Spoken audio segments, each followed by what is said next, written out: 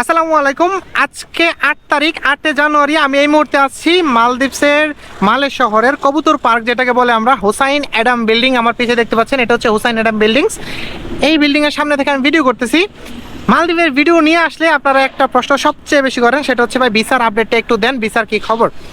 এই কথাগুলো আপনারা সবাই বলেন। আমরা যে কোনো ধরনের ভিডিও দিলেই, সব ধরনের ভিডিও, ব্লগ দেই, একটা ইম্পর্টেন্ট নিউজ দেই, কাজের ব্যাপারে কথা বলি, সব কিছুতেই আপনারা এই একটা জিনিস জানতে আগ্রহ প্রকাশ করেন সবচেয়ে বেশি। কারণ আপনারা হয়তো অনেকেই টাকা পয়সা দিয়ে আটকে আছেন, অনেকেই অনেকদিন ধরে ঘুরতেছেন আসার জন্য, অনেকদিন অনেকের স্বপ্ন।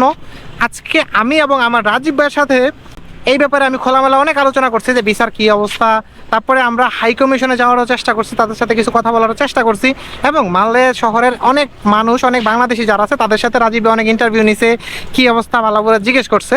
ঠিক আছে, ভিসার কী খবর। সবাই বলতেছে এরকম যে ভিসাটা কবে খুলবে এক্স্যাক্ট কেউ জানে না। তবে এখনও পর্যন্ত সিন্ডিকেট যারা করে অনেকেই আপনার ভিসা পাচ্ছে। তার জন্য কিছু টাকা এক্সট্রা কস্ট দিচ্ছে, যারা যারা এক্সট্রা 1 লক্ষ 1.5 লক্ষ টাকা খরচ করতেছে তারা কিছু কিছু মানুষ ভিসা পাচ্ছে। এখন একবারে ভিসা বন্ধও না, একবারে ভিসা খোলাও না, দুইটা জিনিসই। এখন আপনি যদি ওই সিন্ডিকেটের ভিতরে পড়তে না চান, তাহলে আপনার অপেক্ষা করতে হইব। যখন আপনার কোম্পানি ভিসা পাবে তখন আপনাকে ভিসা দিবে। এখন আপনার কোম্পানি ভিসার জন্য অ্যাপ্লাই করছে, আপনার ভিসাটা অ্যাপ্লাই করে রাখছে। এখন আরেকজন যদি আপনার কোম্পানি থেকে টাকাটা বেশি দেয়, তখন স্বাভাবিকভাবে ওই লোকটাই আপনি ভিসা আগে পেয়ে যায়, তখন আপনার ভিসাটা হোল্ড হয়ে থাকে। কথা বুঝতে পারছেন? আর এইগুলা করে হচ্ছে বেশিরভাগ বাংলাদেশি ভাই, বেশিরভাগ বাংলাদেশি এজেন্সি, বেশিরভাগ বাংলাদেশি দালাল। যেমন ধরেন, আগে 3 লক্ষ 3.5 লক্ষ টাকা দিয়ে মানুষ আসতো। তারপরে গত বছরের মার্চ এপ্রিলে যারা আসছে তারা 4 লক্ষ দিয়ে আসছে। বর্তমানে কয়েকজন মানুষ আসছে, আসার পরে এখানে আমাকে বলছে, আমি আজকে সকালে অনেকের সাথে কথা হয়েছে, ভাই 6.5 লক্ষ টাকা দিয়ে আসছি, 15 দিন হয়েছে, 1 মাস হয়েছে আসছি। তাহলে কি বলেন? হ্যাঁ। পরে বলতেছে, ভাই ভিডিও করেন না, তাইলে আবার দালালে দেখলে সমস্যা। দালালের কাছে পাসপোর্ট, এজেন্সির কাছে পাসপোর্ট, তখন আবার যদি 6.5 লক্ষ টাকা দিয়ে আসছে, কথা তারা দেখে, আমরা ভিডিওতে বলছি, তখন আবার আমাদের সাথে করবে, খারাপ ব্যবহার করবে। তার জন্য ভিডিওতে আর আনি নাই আমি। রাজীব ভাইও ছিল আমার সাথে, অনেকের সাথে এরকম কথা হয়েছে। এখন এটা আপনার একান্ত ব্যক্তিগত সিদ্ধান্ত। 6.5 লক্ষ টাকা দিয়ে, 5 লক্ষ 5.5 লক্ষ টাকা দিয়ে ভাই আপনারা যদি আসতে চান, 30, 35, 40 হাজার টাকা বেতনে আপনার মনে হয় যে আপনার পোষাইব, আপনি আসতে পারেন। তাও আপনার ভিসা পাইতে হইলে অবশ্যই দৌড়াদৌড়ি করতে হইব, ওই রকম জায়গাতে যাই আপনার ভিসার জন্য অ্যাপ্লাই করতে হইব। সাধারণ কোম্পানিগুলো ভিসা এখন উঠাতে পারতেছে না, কারণ সিন্ডিকেটের কারণে। যারা সিন্ডিকেট করতেছে তারাই ভিসাগুলো পাচ্ছে।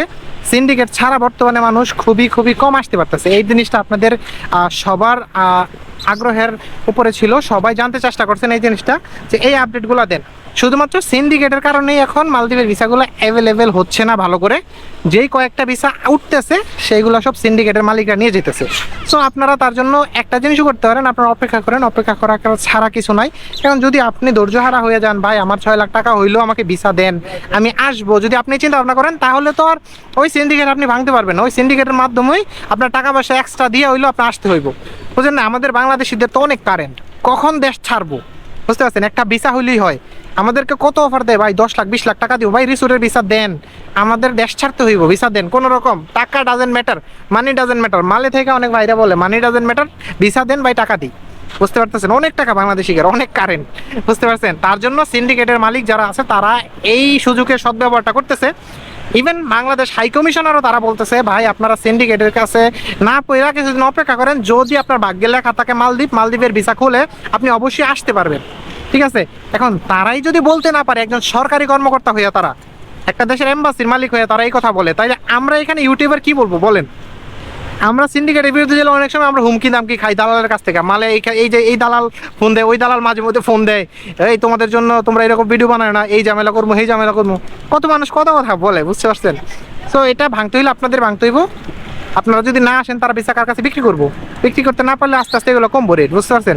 আপনার লাখ থাকতে হইব, লাখ ছাড়া পসিবল না। অবশ্যই ভাগ্যের উপর তো ডিপেন্ডস হইতেই হইব। বিদেশ মানে হচ্ছে আপনার ভাগ্য। সো এতটুকুই ছিল নিউজ মালদ্বীপের নতুন ভিসার ক্ষেত্রে 2025 সালের। আজকে অনেক মানুষের সাথে কথা হলো, ইভেন আপনাদের সবার প্রিয় রাজীব ভাইয়ের সাথেও একসাথে কথা হয়েছে আমার। ঠিক আছে, ভিডিওতে দেখতে পাচ্ছেন। সো যদি ভিডিওটি ভালো লাগে আর যদি এরকম ভিডিও পেতে চান, অবশ্যই আমার চ্যানেলের সঙ্গে থাকবেন। সুস্থ থাকুন, ভালো থাকুন। আসসালামু আলাইকুম।